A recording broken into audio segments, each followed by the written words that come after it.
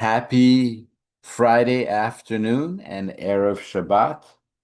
We are together for our weekly Henry and Lisa Manoucheri Parsha Shiur with our guide, Rabbi Akiva Zweig, Rosh Yeshiva at the Talmudic University of Florida. There will be a recording posted after the shiur, and you can also find this and prior shiurim on Spotify, YouTube, and elsewhere on social media. Today, the rabbi is going to be discussing Parshas Sh'mos. Yes, we're in a new book. The topics will be regime changes and a mission to organize, plus never again, and who are the visionaries. We have a full agenda. The month of Teves is sponsored in honor of a beloved father and grandfather, Yidel Shayovich, on his 60th birthday. Mazal Tov and many more. We are grateful to mark this milestone, and may he be blessed with many, many more along with his family. All his children and grandchildren wish him a year filled with continued spiritual growth, happiness, light, and good health.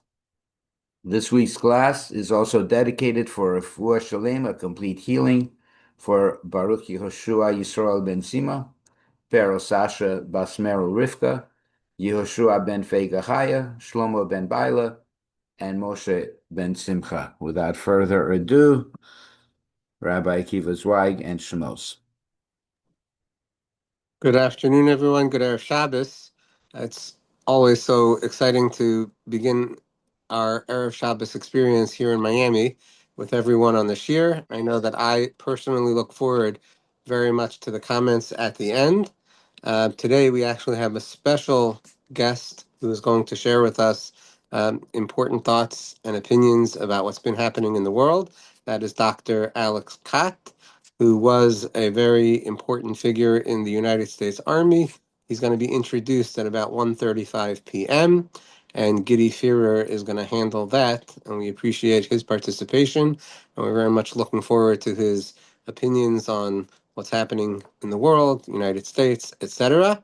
And it's very much pertaining to our class today, because the theme of the week, ever since this past Saturday night, Matzai Shabbos, is regime change. Right? Incredible how so much can happen in just a little bit of time. And when I know that when I got the news of Masai Shabbos on President Trump's bold move, I knew it would be impactful. I didn't realize quite how impactful it would be. And then when I began preparing for the Parsha this week, the following question occurred to me: is what does it take to have a successful regime change, assuming it's a good idea? And when should people gain an awareness that regime change might be happening? And here in our Parsha, Paro declares to his nation, behold, the Jewish nation is Rav ve'atzum mimenu. The Jewish nation is more numerous and more strong, more mighty than we are. That's his opening statement to the Jewish people. Now, the context of that statement is that the Jewish people have now been living in the land of Egypt for something between 100 to 130 years, ballpark. And this length of time in which the Jewish people were living there led to a tremendous proliferation of the Jewish people. And the Torah uses 6 words to describe that increase, that proliferation. And those 6 words appear in the 7th sentence of the Parsha. And the 7 word as the sentence is, and the Jewish people paru, they were fruitful, vayishritzu, and they swarmed, vayirbu, and they increased, vaya'atzmu, and they became mighty, bim'od me'od, very, very much. Those are the 6 words that, because of those 6 words, there's an opinion in the rabbis that Jewish women were giving birth to 6 children at a time. Now, that's a very interesting midrash. I'm not here today to discuss that. I am here today to discuss what do these 6 words mean, but more importantly, 4 of the 6, right? Because the last 2 words are very, very much. Okay, that's an exponential adjective. Very, very much, right? But what does paru mean? It means fruitful. What does Vayishritzu it means and they swarmed, which is a word that the Torah specifically uses to describe insects or little critters. They swarm. That's the second word referring to this proliferation of the Jews. Third word is vayatzmu, they became mighty. The word etzem means bone, it means self, or it means might. It also means middle, which is interesting, other places in the Torah. But the it's really more, instead of middle, it's more like zenith, like the epitome moment. And then we have the word very, very much, those two words. Okay. Now, I understand that when we talk about population increase, we might be talking about factors, various factors. That's true. But how do we understand these specific words as it pertains to the increase of the Jewish people? Numbers, that would seem to be fruitful. They were fruitful. So what does it mean they swarmed? It means even more. Could we just use the same word again and just say fruitful, fruitful, fruitful, fruitful, very, very much? Would that mean the same thing? Or does somehow the concept of swarming mean something very different than just being fruitful? And moreover, what is being fruitful versus increasing, which is the first two words that God ever speaks to man, peru or vu, be fruitful and multiply. What do those two words mean? Now, it's so important that we pay attention to the actual words of the Torah if we want to glean the wisdom that the Torah is trying to tell us. And one of the problems with, I'm just going to say, intellectuals or pseudo-intellectuals when it comes to the Bible is that they take a very broad view and one that is not at all careful in analysis by any stretch of the imagination. And our job is to do the opposite. Let's go deep into every single word, every single nuance, how sentences are structured, and what the messages are. So that's the overall question number one, is that the setup for Paro saying, behold, the Jewish people are more numerous and mighty than we are, because we've been living in Egypt for a long time, and the Torah itself uses 6 words to describe that increase. We're asking very specifically, what do 4 of those 6 words mean? Now, second to that question is, I think, an even stronger question, which is, what does it mean to identify a people of a certain race or a certain gender or a certain population, description as being more mighty? If we think about the United States today, and you think about either the Muslims or the Hindus or the Persians or the Jews or other minorities, the Asians, whatever minority, the Hispanics, how would anybody say this group is more mighty than that group? In other words, what are the metrics of that word, mighty? And again, the word in the Torah is etzem, which is bone, or something at the zenith, or uh, might itself. What does that really mean? That's the second question. The third question is on Paro himself. Let's think about what Paro does. Paro famously is described as a new king arising over Egypt that does not know Joseph. We'll come back to understand what does it mean he doesn't know Joseph.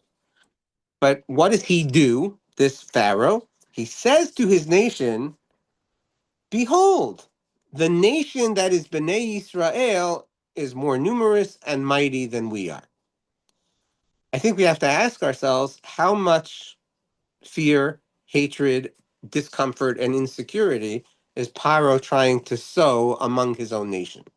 Because it's one thing if he wants to say, behold, the Jewish people are very strong. The Jewish people are very numerous.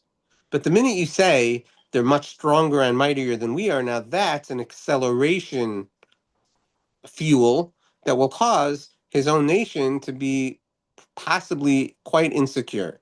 Now, we might want to say Power wants to do that because he's trying to get them to immediate action. Okay, maybe. But if that's true, let's look at the next sentence that he says. Paro then says to his people, come, let's outsmart him. Let's outsmart this Jewish nation, lest he will increase. Pen year bet, lest he will increase. Now that's just an astonishing phrasing, because once you've already said, which Paro did, the Jewish people are more numerous and more mighty than we are, then why do you then say, come, let's outsmart him because he might become more numerous? He's already a problem. There's already a problem. What's the problem? The problem is that they're stronger and more numerous than we are. You don't need to say they're going to become a problem. You already said they're a problem. You already said that they're more numerous and mighty. Now, you might want to say, well, maybe they're not a problem because they're not going to fight with us. But then he goes on to say, and if ever there's a war, the Jewish people will join our enemies and fight with us. So once that's true, you don't need to say lest he will increase, right? It's just if there's a war, their more numerous population and their mightiness is going to join forces with our enemies and they're going to fight with us. So why does Paro say anything about the fact that they might increase further? But then what we pointed out is if he's really trying to foment fear and hatred, he should say, lest they will increase and become even mightier. But he doesn't say that. He only says, lest he, pen year bet, lest he will increase. So how do we understand how Paro is trying to handle what he perceives as the Jewish problem with the words that he articulates to his nation? What, in fact, is the truth of the Jewish people? What does it mean that they are mightier? How do we quantify that? And also, as a conclusionary question, we just need to ask, why are the Jews only a problem if there will be a war with other countries? Right? Very simply, Paro could say, look, the Jews are going to just stage a rebellion against us. They're just going to actually, in fact, because of their numbers and because of their strength, do a regime change. Why does it have anything to do with, and if we fight other nations, then the Jews are going to join our enemies against us? Why is that part of the equation? So, based on these questions, I would like to posit that the first thing we need to do is understand, why do people fight for anything? And I think that's a very important question in the world today. You know, it's not easy to fight. It's not easy for people to put their lives on the line. And probably it's even much harder for people to put their children's lives on the line, which goes directly to some of the hot button issues in our state of Israel today, in Eretz Yisrael. And I would suggest that the true strength of a nation, the true might of a people, depends on their mission and purpose, which directly depends on their identity. How do they see themselves, and what is their purpose and mission in life? And what Paro is saying is that the Jewish people are more populous and have a much stronger sense of self, atzmius, identity of who they are than we are. They are much more numerous and have a much stronger identity than we have. That's what Paro is saying. And the Torah verifies that, because the Torah earlier said that the Jewish people increased, they became mighty, very, very much. What does it mean that they became mighty? I'm suggesting that what it's saying is that the Jewish people had a tremendously strong sense of identity. Now, there's a huge topic to discuss in identity. We're not going to get to all of it today. Of course, we know the famous teaching of the rabbis that the Jewish people did not change their name, they did not change their clothing, and they did not change their language. Now, in order for people to not change their name, their clothing, and their language, they have to have a very strong sense of identity if they're living in a country that dresses differently, that has different names, and that has a whole different way of speaking and language, right? In order for a people for over 100 or 130 years to not change that means they have a strong sense of identity. So, what is their strength of identity? That's one question. Also, as strong as their sense of identity is, we know that over time, the Jewish people engaged in idolatrous practices. So that begs the question, what was their strength of identity? And my answer is very simple, and it's the reason that the book of Sh'mos is called Sh'mos, names. And it's the reason that the opening paragraph of Sh'mos describes the names of the tribes of the Jewish people. The names of the tribes of the Jewish people and their legacy, as we spoke about last week, which are their ancestors, was the identity to which they clung and felt was their true sense of self. The Jews in Egypt understood that despite the attractiveness of the culture and of the ideology of Egypt, they understood where they came from, they understood their core names, and they refused to relinquish that identity. Says Paro to his nation, this people are not becoming Egyptian. And even though later we find that they're on the cusp of becoming Egyptian, first of all, it took hundreds of years.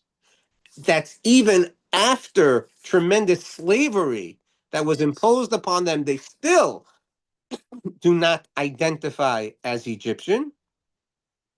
And Paro is saying that that will give them strength. And unless we physically and emotionally actually enslave and oppress and repress them, that identity is going to win. To which his nation correctly says, okay, but even though they do have a stronger sense of identity, and even though they do, in fact, not want to really become Egyptian, they're not a threat. They have no designs on regime change.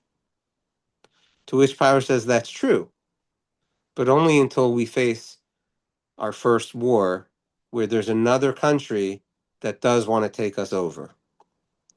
And now we think about Europe. And what's going to happen if somebody starts to invade countries of Europe? We already know that Germany, for example, has declared that they want to become the strongest nation in Europe. But what they're discovering is that people don't want to fight. People don't want to go to war. We've been living for decades with the idea that we can all just get along. We can. We can just all get along. And that even though maybe, we don't agree ideologically with the nations that are around us, nobody really wants to fight. We can all just get along, and nobody is going to look to take the other one over. And what the world is showing us is that the opposite is true. Whether it's the Putins of the world or other dictators, of course, everybody's afraid of China, etc. The fact is that people don't just want to get along. And as soon as a country loses its sense of self and identity, if other countries want to take them over, the only way to survive is to really fight. And the only reason to fight is if you believe you have an identity and a purpose and a mission. And Susie, you're correct. There's a very different hope and mission that different people have. We'll talk a little bit about that at the end. So here's what I think Paro is then telling his nation. He says, first of all, you're right. Even though they're more numerous, and even though they have a stronger identity, it's not really a problem. A, because they haven't shown any inclination to take us over or to cancel us or to do a rebellion to change the governance of Egypt. That's true. But you also have to realize that they're not organized. They don't have a mission that is clearly articulated with a plan to develop and to increase their nationhood. It's just happening. It's just happening. They have huge populations, it's increasing, and they have a very strong sense of identity. But there is no mission upon which to rally. So says Paro, guess what? They might, lest he will increase. He will increase doesn't mean that he will become more numerous. Pen yirbe means lest he will organize with the intention to increase and with the intention to develop. The word yirbe means to increase, and it also means to mature. That's my father's explanation. If he develops and says, wait a second, we have a purpose, we have an identity, we have a huge population, we can get together and we can do something as a nation that's never been done before for our nation, then all they need is a little bit of, what do you call it, fire starter called another nation attacking. And then they're going to realize, wait a second, we hold sway. We can be the rulers of this country that we occupy. That's what Paro is saying. We have to understand that the miracle that we've all experienced since October 7th, that is the fighting, the resolve, the identity, the organization, and the genius of the Jewish people on the Eight Front War, right? It's the Seven Front War, the actual countries they're fighting, and the eighth is anti-Semitism across the globe, is itself a big threat to the people of the world, because we've proven that the Jewish people can organize, they're willing to die, they have an incredibly strong identity, especially in comparison to others. There are countries that, in theory, are ripe for the taking. And even though Israel has very clearly not tried to annex territory, I know you could talk to me a little bit about Gaza and a little bit about Lebanon, but if they wanted, there's much more for the taking. They're not interested. And even though that is the truth of who the Jewish people are, and all we want is our little slice of heaven that is Eretz Yisrael, the nations in the world are very frightened. And we have just shown them again what can happen when you have a tiny, teeny little country that's not so numerous, but is incredibly self identified in comparison to the other nations of the world, and is incredibly organized in comparison to the nations of the world, and is incredibly willing to do whatever is necessary to preserve and to protect the existence of our nation. It should serve as a good example, but it's also a very possible threat to the people of the world. And so, of course, there's going to be much talk of conspiracy, as there has been, and that will likely only increase. Of course, for those people that see America and Israel as inseparable allies, that is effective, and they don't like America, that's a further threat. And so there's a lot that we have to be aware is in the minds of other people despite our best intentions. And of course, the question becomes what to do about it. So I just want to talk for a moment about that, and also how it plays into who are the visionaries and what is the plan. What is a possible plan? And then we're going to go to Dr. Kott for his comments, not only on the Shiur, but also on geopolitics. And I would like to posit the following. Everything I said, I believe. I believe that the state of Israel, the Jewish people, have done an incredible job of self-identifying, organizing, carrying out missions, and of course, it's all with the true guidance and help of Hashem, of course. But to the extent that the Jewish identity is tied to never again, that too can fail. Because if Jewish people simply want the right to exist as Jewish people, but don't really feel passionate about being Jewish people, they just feel passionate about other people not killing them, then the next generation of Jews might very well want to assimilate so that they don't have to be afraid, which has been an on the ground reality in the United States of America. It's terrible that we're only 5.5 million Jews in America, given what the size we could have been had we had a stronger, true Jewish identity. And therefore, the visionaries are the people like Moshe Rabbeinu who looks at the suffering of the Jewish people, and he recognizes that despite the fact that he's privileged, he cares to have more Jewish people. He cares that the Jewish people should be free to be Jews. And he looks with passion and empathy at his brethren that might become lost and fights that they should be free. And he does this in various ways. One, he does it in protecting his fellow Jew from an Egyptian oppressor. That's fantastic. But another, and maybe more importantly, is he says to his fellow Jews, how can you be fighting with each other? What's wrong with you people? You're brothers. You're family. And too many of us Jews today look at other Jews and say, yeah, we need to get rid of those. How can we be fighting with each other? We're family.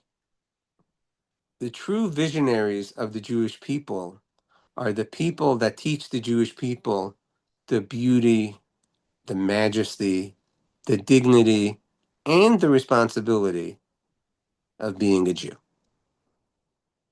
And that's what Moshe Rabbeinu does.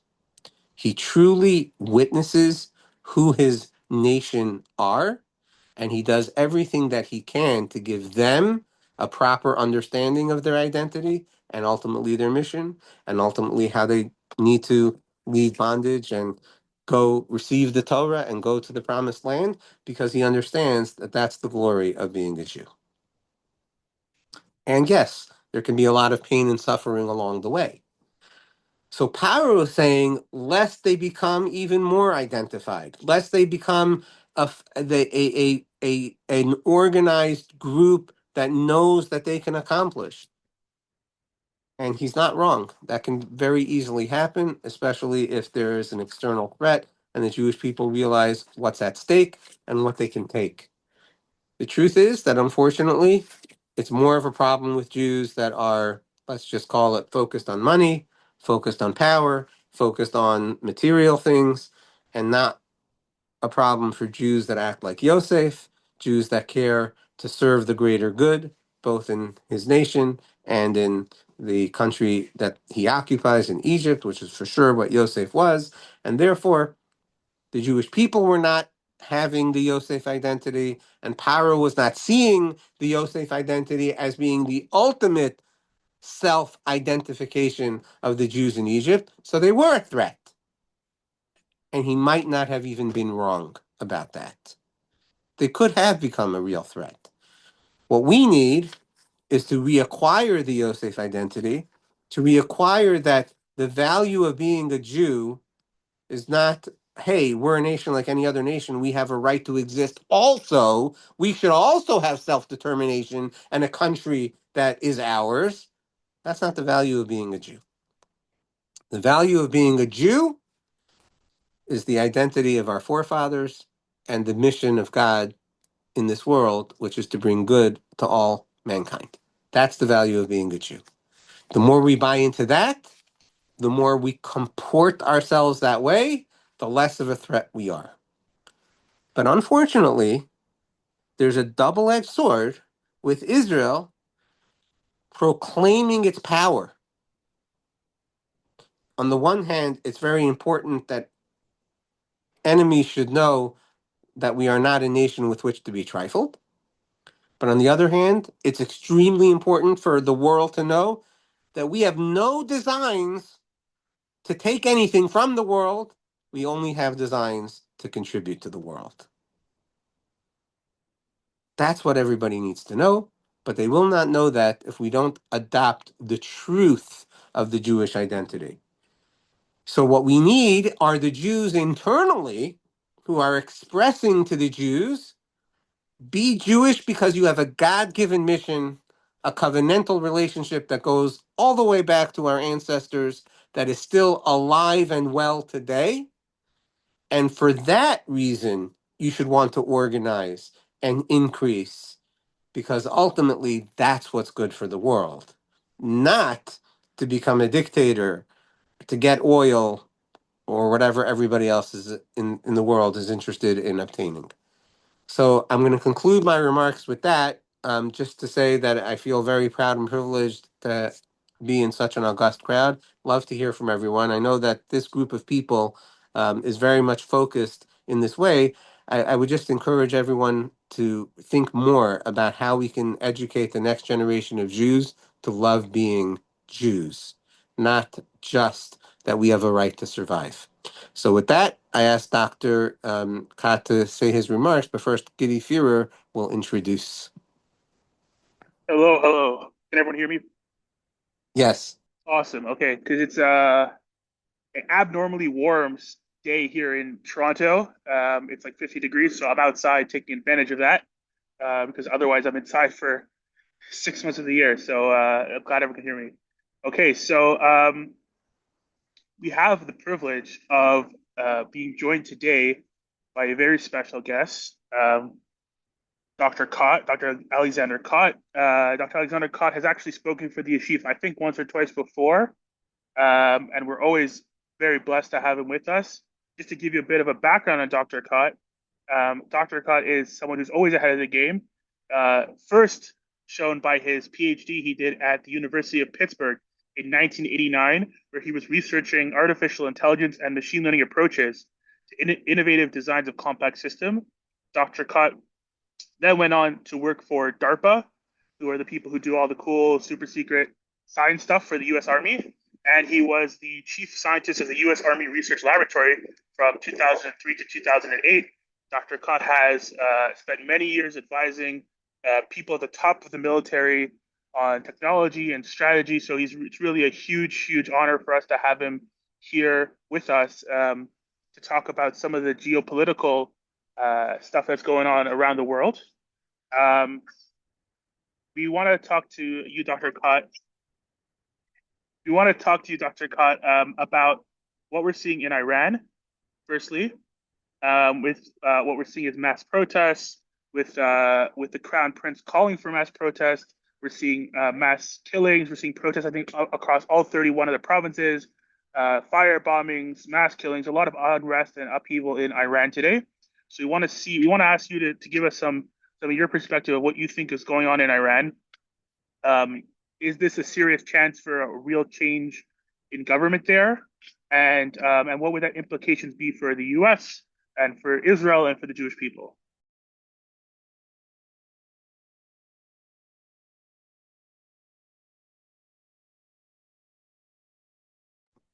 We just have to make sure we unmute Yes. Dr. Kott. Let Okay, me I see if I think can I'm do on it. mute. Yes, Okay. you are All right. unmuted. Rabbi Zweig, thank you so much for inviting me once again. Everybody, ladies and gentlemen, I'm extremely pleased to meet you and to be in your wonderful presence. Let me start with events that have direct relevance to regime change, and that's, of course, the events in Venezuela. There's no stronger example of a regime change when somebody comes and takes the head of the regime and removes them into a different country to be prosecuted for his crimes. You all know about what happened in Venezuela. Let me just point out a couple items that I find very interesting, couple aspects. One is the military one. The operation was absolutely remarkably flawless. Military operations don't always go well. They are not always prepared well. This one was absolutely amazing, extremely precise, extremely careful, extremely effective. And of particular interest is the use of the high technology types of approaches that the US military applied here. One is, of course, the electronic warfare, which blinded the radars and other sensors that were fairly sophisticated. Venezuelan military did have fairly sophisticated Chinese and Russian radars, for example, and air defenses. They were blinded by the electronic warfare of the United States. And secondly, it is very likely that significant amount of cyber warfare was used. In other words, there was malware that was installed by the United States hackers, military hackers, and that malware was used to spoof, to mislead the leadership of Venezuelan military. And that was part of the reason why it was so easy for the United States helicopters to land and to capture Maduro. That's the military aspect that I find unusual. It is not common to see that. Another unusual aspect, of course, is how the Trump administration decided to handle the regime change. Rabbi Akiva, you talked about regime change. This is an interesting regime change. This is a regime change without regime change. If you think back towards the unhappy days of Iraq and Afghanistan, our approach was to come in, remove the entire prior regime, the entire ruling class, and then meticulously assemble the new ruling class, new government, and so on and so on. And that turned out to be extremely difficult, partly because of the issue that Rabbi White mentioned, and that is identity. The people that we were bringing to Iraq and people we were bringing to Afghanistan not necessarily was seen as aligned with the identity of the people who lived there. They were seen as kind of foreigners, people, immigrants, outsiders in many sense, even if they were originally from Iraq or Afghanistan. Here, an interesting approach that we're observing in Venezuela. The regime is not being changed. The regime is being adjusted or actually encouraged to adjust. They really have no choice but continue to talk about the Bolivarian revolution, maintaining essentially the same structures that kind of worked, and if you just remove them, nothing will work. And they're already releasing political prisoners today. I'm not sure if that happened already or it's supposed to happen very soon. I'm sure they will be kicking out Russians and Chinese and Cubans out of the country because they have no choice. They will reorient their economy toward the United States because they have no choice. And at the same time, they may continue to talk about their kind of existing identity, the Bolivarian revolution, and so on, while essentially doing the right things from at least our perspective. So that's an amazing example of an attempt to change the regime without changing the regime. Now, let me move on to Iran because it has a much more immediate impact on Jewish people, on Israel, and so on. What we see in Iran, let me again talk about what's unusual. It's very usual for Iran to have protests. They have significant protests every few years, most recently in 2022. So what's unusual? First of all, massive participation of bazaris, the small traders, which is a large class within the Iranian society. They went out in full strength. They cannot take it anymore. Their livelihood has been destroyed. They demand changes. They are conservative, they're religious, everything. They are generally supportive of mullahs, but they cannot live like this any longer. And they are telling their rulers that this cannot continue. We're done. We're done. It's impossible. Furthermore, the anger and frustration of people other than bazaris is remarkable. People are going around screaming, "I am not a Muslim. I'm a Persian." We've seen in the last 2 days, the mosques are being burned. They're burning mosques. The hatred toward their religious rulers is amazing. Oh, by the way, for all of us religious people, it's a food for thought. Don't bully people. Bullying comes back as a boomerang.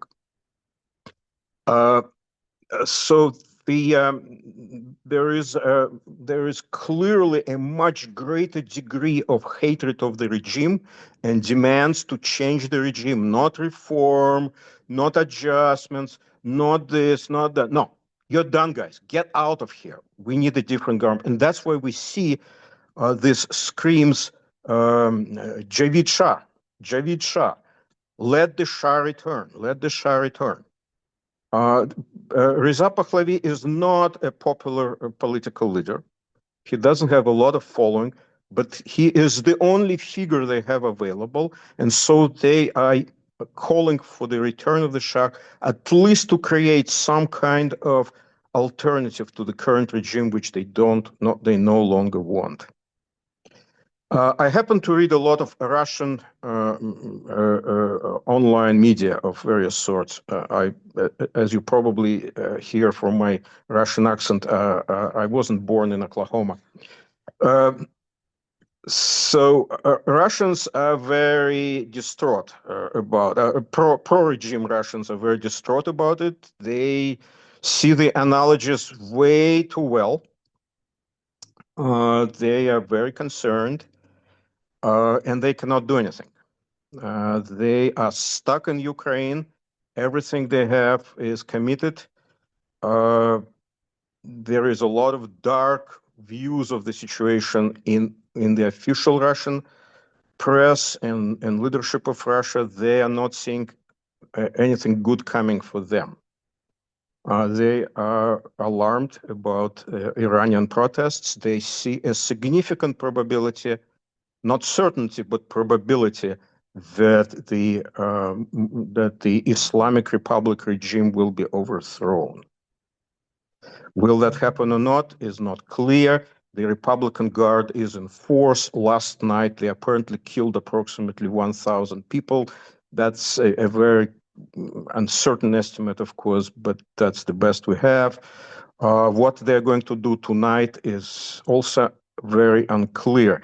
Right now, it's about 10 p.m. in Tehran, 10 p.m. in Iran. Protests are definitely continuing.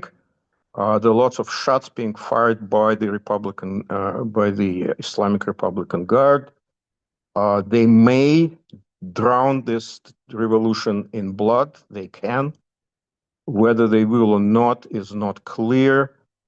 The people who are members of that guard are themselves Iranians, and they have second thoughts, most likely, or at least their commanders are concerned that they have second thoughts. Will they fire? Will they fire more? Who knows? The supreme leader of Iran, Ali Khamenei, already called out Basij forces, already pulled out police forces because he can see they were siding with the protesters. He could see that this is not go in the right direction. So he's pulling them out, replacing them with more reliable revolutionary guards. How will that turn? We don't know.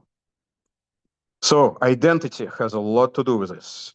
Thank you, Rabbi Zweig, for reminding about that. The sense of mission, the sense of identity is paramount.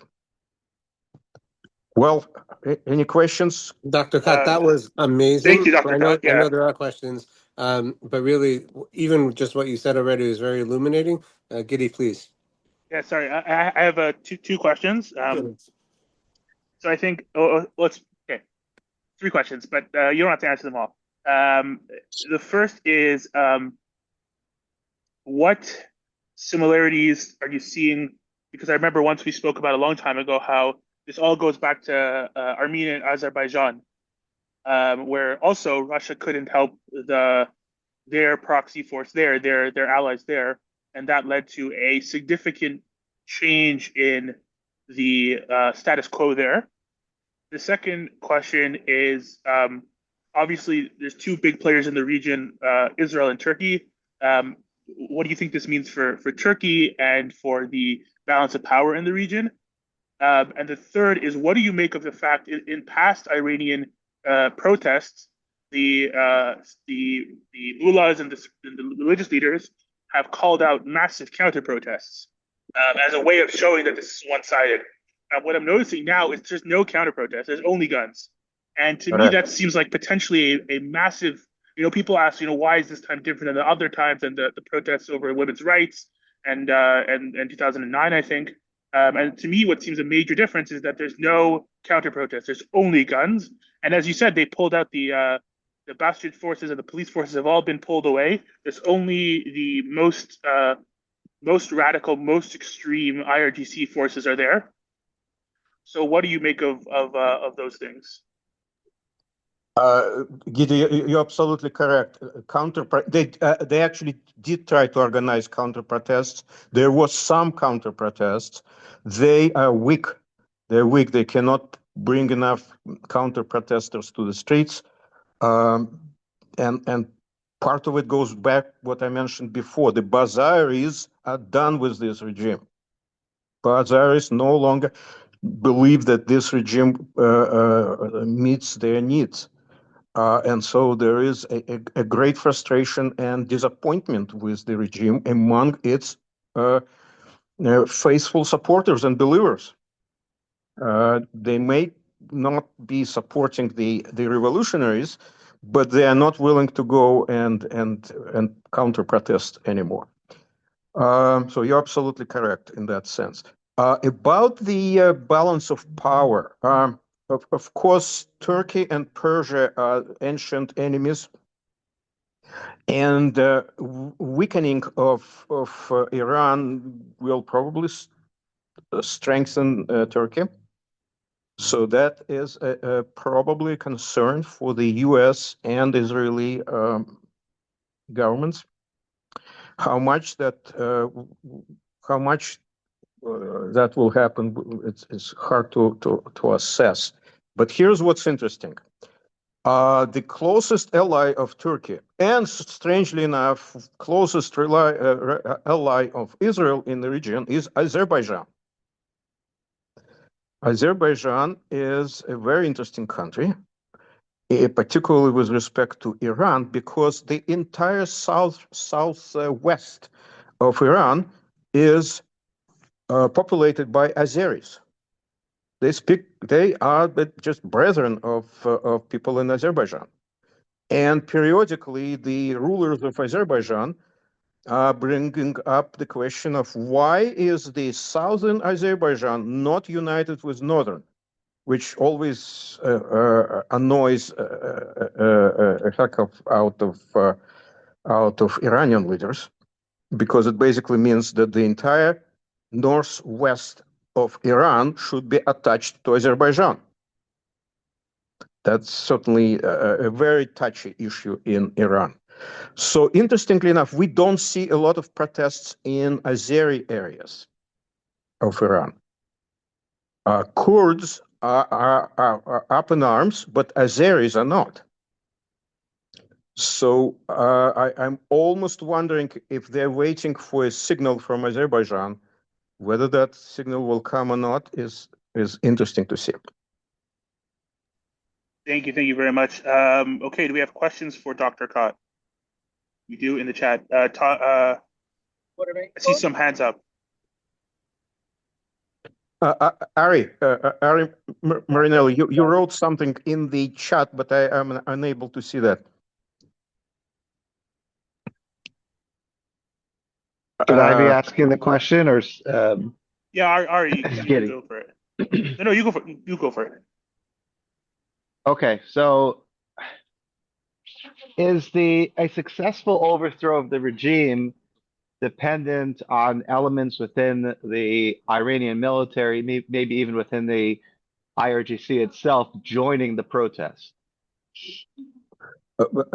Most likely, unless at least some parts of the Islamic Republican Guard either join or at least declare benevolent neutrality, it will be very difficult for this change of regime to be successful. You're absolutely right.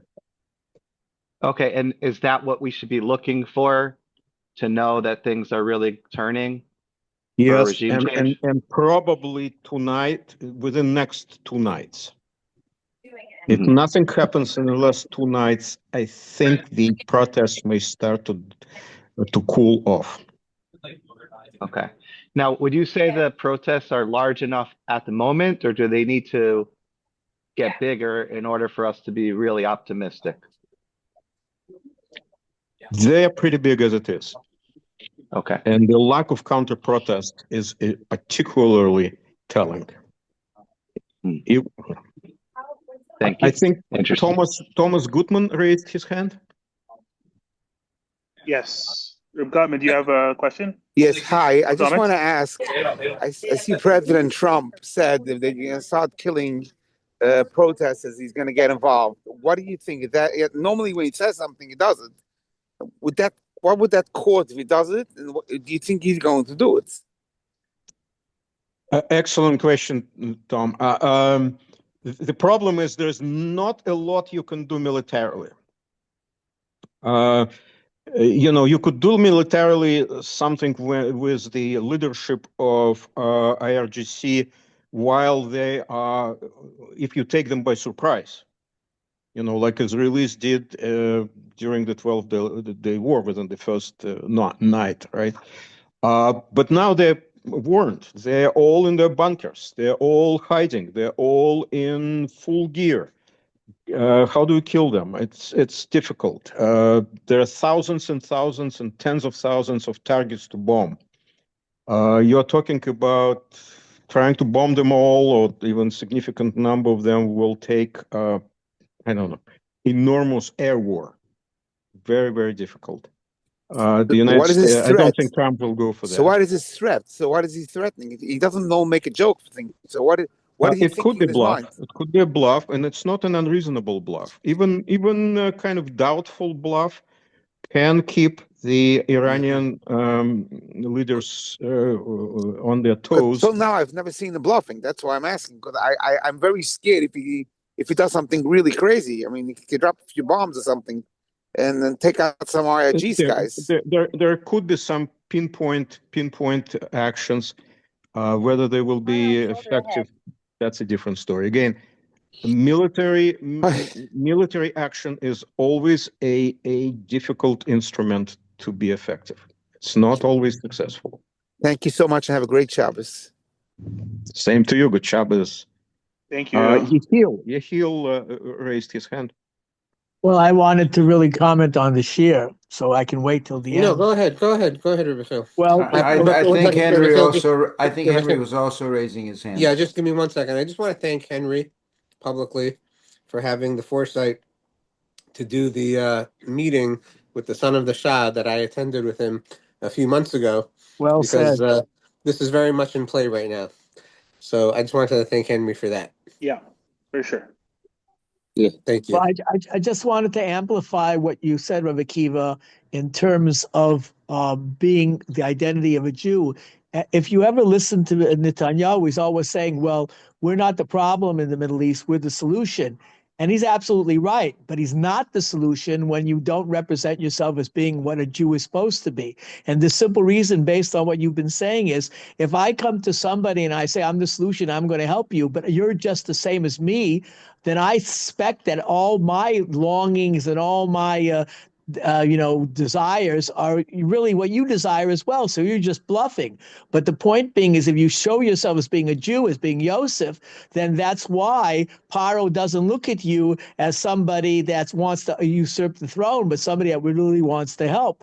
And that's why I use that actually as a teretz, an answer to a basic question. When Yosef appears before Paro and he gives him the suggestions what to do for the famine, isn't it kind of odd that a slave in the dungeon would come up and have the audacity to speak to Paro, and then Paro accepts that as something being was something to look at and to accept. But Paro saw in Yosef that he was focused on helping him and helping Egypt. And that's why he looked at everybody and everybody agreed, all his servants. This is somebody we want in power because he's not interested in power. He's actually interested in helping us because he's Yosef. And Yosef represents what Judaism and Jews are supposed to all be alike. And therefore, that's why Israel has such problems, because they don't project themselves as being Jews. They present themselves as being Am Chavshi B'Artzeinu, a regular people like everybody else, but we're just as smart as you guys and we want to really help you, blah, blah, blah, blah. And that's why nobody believes them and thinks they're all out to get them, just as they think they're trying to get everybody else. Yeah, thank you. So, as far as what Israel represents and what it doesn't represent, I would say at best it's complex. At worst, it's what you're saying. And I'm not here to say it's definitely not what you're saying. Sometimes you see better things emerge, but I did hear Bibi himself say when I attended this event in Miami that the existence of the Jewish people depends on the state of Israel, and I don't think that's a genuine Jewish philosophy. The state of Israel is hugely helpful, hugely important, and it's fantastic, and I'm super happy that we have the state, the IDF, all of that. But that's not what the existence of the Jewish people depend on, because if it did, I think we would have been gone about 1,500 years ago. No, that's the usual Zionistic claptrap that they act as if Jews didn't exist till the Zionists came on the scene. Right. So I don't attribute that completely to him and to his ideology, more to politics, but nonetheless, we need to do a better messaging for sure. I just want to end with an interesting, if you look in This Is My God by Herman Wouk, he records a conversation he had with Ben Gurion. And he's speaking with Ben Gurion. He was discussing what's going to be. And he said, yes, what's going to be, Ben Gurion says, yes, we base our Israel on the Bible. But what's going to be with you Jews in the diaspora? How are you going to continue to exist? And Herman Wouk said back to him, the religion. And Ben Gurion sat back as the religion. Yes, a mystery. A mystery. As I would bluntly say, what a fool. At the same time, there's so much dedication that these leaders have had. We have to acknowledge that too. And the truth is, I think we can all agree God works in mysterious ways, right? Even if religion maybe that wasn't the right application, but thank God God has many, many emissaries. I know Henry had his hand raised, but he's on a call. Dr. Patterson, would you care to enlighten us a little bit? Share anything with Dr. Kott? I want to thank you, Dr. Kott, and I'm very pleased and honored to meet you, even if it's on Zoom. There's so many things in the mix here. The first, let me just briefly comment that the Jews are not a nation like any other nation, in my view. The Jews not only merited coming out of exile because they did not change their names, their language, they didn't intermarry, they didn't inform on each other. They were able to.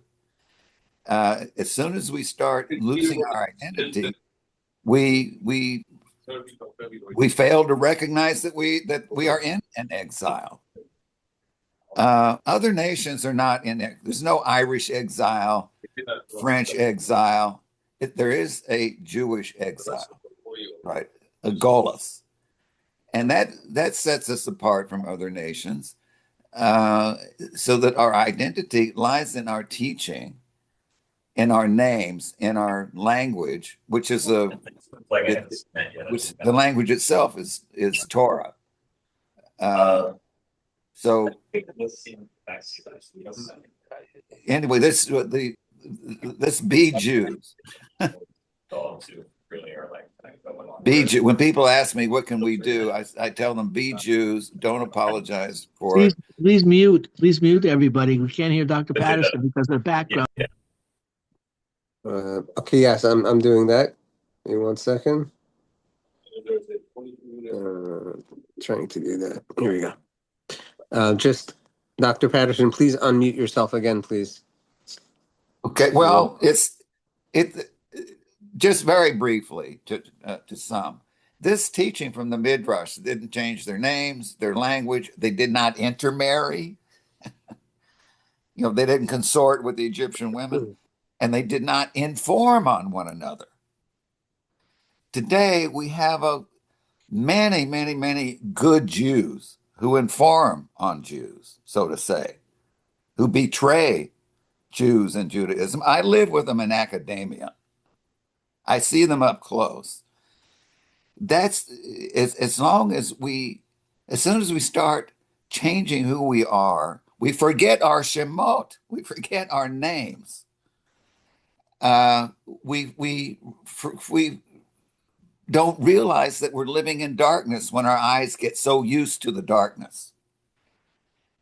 And the question, we have a tradition that says, that when we die and lie in the grave, the angel of death comes to us to take us into the presence of Hashem, but we have to be able to answer a question, and that is, what is your name?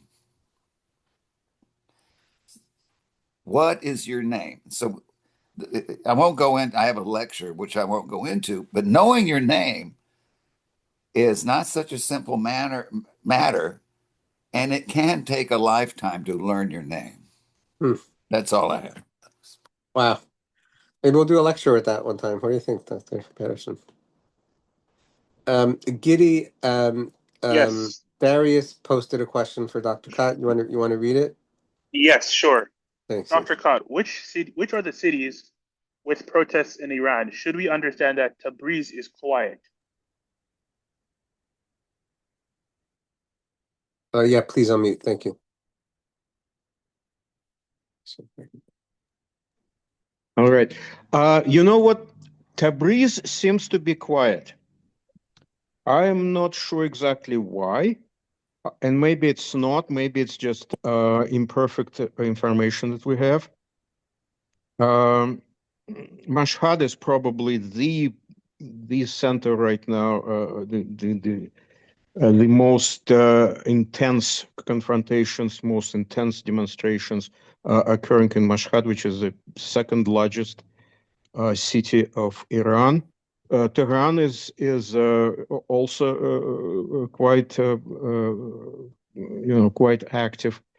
There are claims of over 100 different locations where protests are taking places, but many of them are very small towns, which in some ways is actually positive. It means that protests are not just the Tehran's intellectuals, not in Tehran's intelligentsia, but it's actually common people, even in small towns, where majority live there, and so that the discontent goes very deep.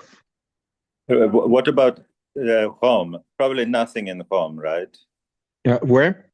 Qom, the Qom. No, I have not heard anything about Qom. No, Qom is unlikely. unlikely. Yeah. Thank you very much.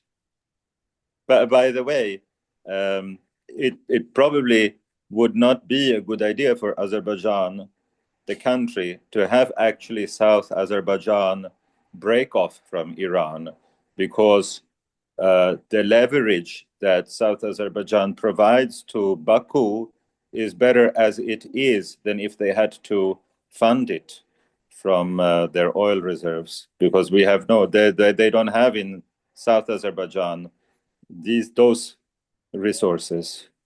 You would agree with that? I think you're absolutely right. It would be a tremendous burden on northern Azerbaijan, which has oil, to maintain the southern Azerbaijan, especially because it's so much more impoverished in many ways. And also, you're absolutely right. Using this connection provides leverage to Azerbaijan to manipulate Iran.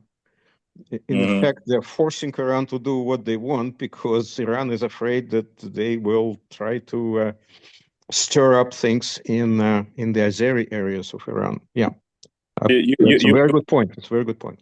you wouldn't happen to know, population-wise, how large is the Azeri minority in Iran, would you, off the top of your head? I heard a number of 35 million, which is over 30%. Yeah. More than 30% of the entire Iranian population. Sounds a bit high, and this may include Azeris who are no longer Identify so much as, identify themselves yeah. as Azeris, but Yeah, speak because- only Farsi, don't speak Azeri language. Who knows? Yeah, I was just going to ask about the language difference, because maybe it's not, maybe everyone is not familiar with the fact that the Azeris have even their own language, which is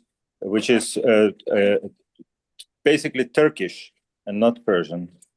As far as Yeah, it's mutually intelligible with Turkish, and Azeris love to watch Turkish TV. Aaron Yehuda, is there anything you would like to conclude with? Thank you very much. Thank you, Darius. Well, again, it's on the Parsha, and first of all, I'm such an august group. It's just such an absolute pleasure. Thank you for your insights. On the side of Yosef, it's interesting because what seems to be happening is that no matter how hard we try to be good citizens, from every available angle on the right, on the left, in the middle, whatever, people forget it. They don't acknowledge that we're trying to do good like Yosef did. And they turn against us, and they want to turn us into slaves instead of letting us contribute voluntarily. What's going on with that, and what can we do? Thank you, Aaron Yehuda. A couple of weeks ago, I suggested this on the Shiur also to Rabbi Chil. I don't think that the people of power in the world that are not Jewish forget who Jews are when Jews don't forget who Jews are. I think the problem is when we forget who we are, we don't present as the absolute standards of morality, integrity, selflessness, and responsibility to help our country that is hosting us, our governments that are hosting us, our business people that do business with us, and we don't treat them in the stellar ways that Jews need to by example, then they're going to forget who we are and what we contribute and what we did, even if there's a bunch of good ones of us. But when we collectively, do that and do worse, as was mentioned before by Dr. Patterson, that we have Jews ourselves that are turning Jews in and giving Jews a bad name in many ways, then they're not gonna remember. It's going to be a problem. It's going to be very quickly forgotten. The Abraham Accords and Jared and all the good things that we have done in the face of other things. I see Henry is back. Henry, you wanna make your comment or question? Yeah, I just had to take a call. Sorry about that. So, thank you, Rabbi Zweig, for being there in my house. You obviously had the foresight to make a bet, because I make a lot of bets in my life. That Raza would be up, and he is up. And my information tells me as of yesterday with my friend Sam in Toronto that they are in touch with the Israeli government as well as the U.S. government. There's a lot happening. There was a rumor of a meeting that he's allegedly having with Trump on Tuesday. So hopefully that will take place. And there's a lot going on in Iran, far more than what our esteemed guest talked about here. Far more going on. And we hope that this time it's going to happen. And the Reza's security is now tripled because he's a huge target for the regime. They want to take him out, but they can't because his security is tripled.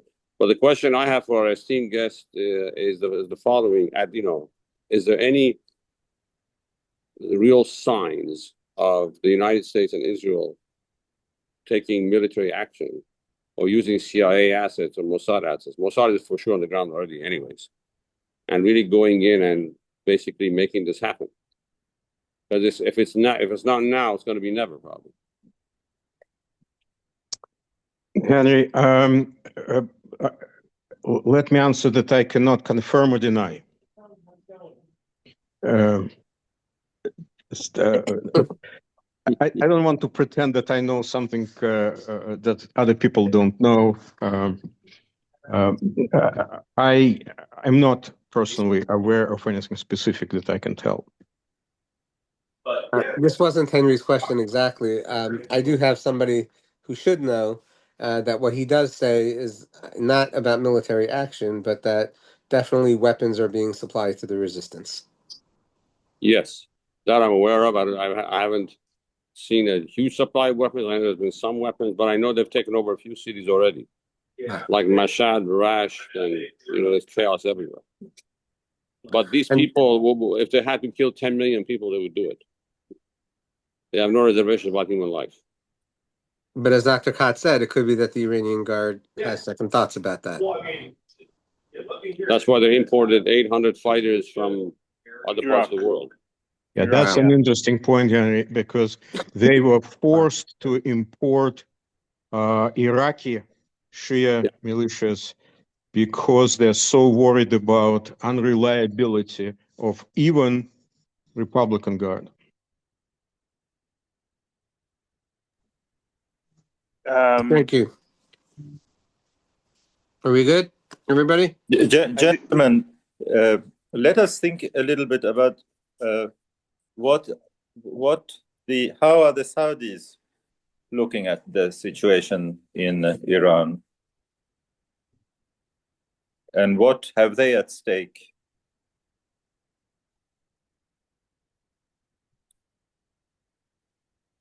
Professor Doctor. I have not thought about that. I'm not sure they know what they're supposed to think about it. Yeah. There's so many pluses and minuses in this situation for them. Mm-hmm. Right. Sorry, I lost the last minute. My device died from batteries. I had to turn on my phone now. No, all good. All What good. did I miss about we talking about the militias from Iraq coming in because they were so worried about boom. No, we're basically done. Just Darius was asking if anybody has any thoughts about what the Saudis are thinking. And Dr. Kott said Dr. Kott doesn't know if the Saudis know what they should be thinking. So we'll leave it at that, everybody. It's such a joy. I know it's already, an hour and 15 minutes. Have a great Shabbos. Thank you all. Love to everyone. Very much. Shabbat shalom. Dr. Kott. Thank you, Dr. Shabbat shalom. Dr. Kott, thank you very much. Good Shabbos. Shabbos. It's always a pleasure.